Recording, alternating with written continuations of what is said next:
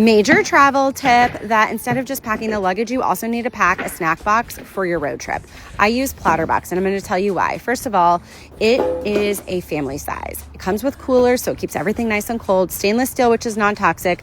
I bought the dividers to keep the fruits away from the vegetables, away from the immunity shots, proteins in one place, and it even comes with little stainless steel toothpicks, an added yes. And with this, there are no arguments in my backseat. And I'm gonna show you some tips to easily cut a mango to eat it without a spoon or a knife. You just cut it the way I showed you and then can take a bite. Clementines, cut them in half and then just pop them up and you get these cute little bite-sized pieces. And then for an apple, to keep it from browning, you cut it the way you want, put a rubber band around it, and it easily keeps it from not browning. I got a discount code for you below, and follow for more.